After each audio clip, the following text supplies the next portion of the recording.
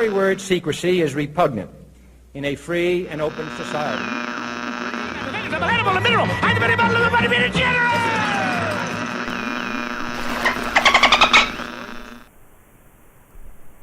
Deep in the nice part, well, not actually really nice, but rather slightly less nice than really nice, but not quite less nice part of the Perseus arm of the galaxy, lies the planet Xaxis, the most ancient functional democracy in galactic history.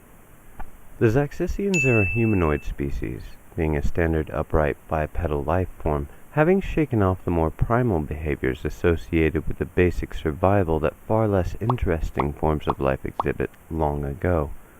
They now resemble a larger, less lean, and more emotionally unstable version of their ancient predecessors. They survive primarily on a diet of fast food, packaged snacks, and carbonated drinks. Economically, the planetary economy is powered by video games, reality television, lifestyle magazines, and the all-powerful 24-hour news cycle. The earliest verifiable histories of Xaxis defined it originally as a collection of border-defined individual democracies, a little over 11,000 Xaxisian years ago. Eventually, however, the individual planetary governments joined to form an imperial multinational conglomerate, following the industrial drive fueled by the fall of Zirsla, their closest galactic neighbor. That lasted until the Reunification Treaty, just after the Digital War 5241.6. The supreme leader of this modern-age governing democracy holds very little direct power, serves a 4-year term, may be re-elected only once, and as in most democracies, must be chosen from only 2 pre-selected candidates.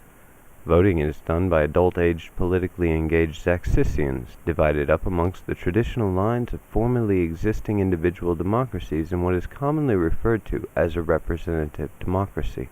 This system exists so that no form of direct democracy can be allowed to affect the outcome of any election. In the 6,000 years since, a few minor details of the process have changed. Every 4 years, the Xaxisians get to cast their vote for local, regional, and supreme leaders by a variety of methods, though few Xaxisians actually do these days, despite their predictable outrage at the announcement of the eventual election outcome. Occasionally, some Xaxisians will cry out that the whole system is dysfunctional at best, but they're hardly ever listened to, and on the rare occasion that they are, it doesn't take long for a new celebrity fad, an update about the Zirslan War, or the latest cause in social justice to take their brief moment of fame and rationality away. The modern election candidate is always a member of some reptile species, though never a snake, as they aren't considered electable and usually only receive appointment positions. No, the most electable for the highest offices are run for by the larger species of iguana, while the most relevant and necessary positions, where the work actually gets done, are run for by turtles. And though the occasional alligator does get in, it's mostly just turtles. All other leadership roles seem mostly to go to lizards. The Xaxisians, which this system governs, don't actually hold or even run for any elected offices, though some do work as aides and interns and get paid a great deal of money to campaign for or report on the candidates throughout the campaign season, which usually lasts about 3.5 years.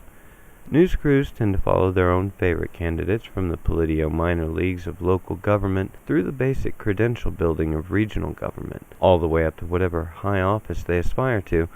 The lizards themselves seemed unconcerned with the whole affair, being only primitive reptiles, but the Xaxisian people seem to make the whole thing work despite this. Some Xaxisians even go so far as to say the lizards were the best thing that ever happened to the government, while others, representing the counter-argument, tend to think that the first set of people can go and stick their head in a bucket of boiling acid. The election process is a grueling process in and of itself. There are 3 main parts: selection, election, and destruction. First, the pre-appointed candidates are surrounded by their political familiars until it becomes evident which lizard has the most money behind it. This process can take the longest and has the biggest impact on public morale, since the final selection is always a lizard with the highest unfavorability rating amongst the general public. Once a lizard has been selected from each of the only 2 acceptable political platforms called parties, those campaigns begin a relentless diatribe of slander and abuse against the other political party at a handful of relevant geographical locations. This can last all the way up until the day of the election, after which everyone who didn't vote, as well as the supporters of the side that lost, march into the streets and engage in the third and final part of the political process, rioting in opposition to the election results. The whole process ends with the inauguration of the chosen lizards to their respected elected positions, and within 6 months, there's usually enough political capital to start the campaign season of hate and abuse anew. The way the Xaxisians see it, they've all got the right to vote, so they all just assume that the government that they elect more or less amounts to the government that they wanted, and in the end go back to their video games, comfortable in the reassuring knowledge that everything is going to finally change back to the same way it has always been. Even though this behavior may seem bizarre to the outside observer, there is no species in the galaxy who is not guilty, at least in some small way, of something similar. The Zirslan War, or the Thousand Years' War, has been going on longer than any Xaxisian can remember.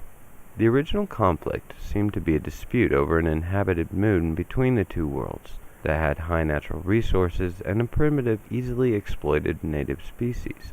It has expanded to include several other planetoids, a few thousand asteroids, and even a minor star in the area.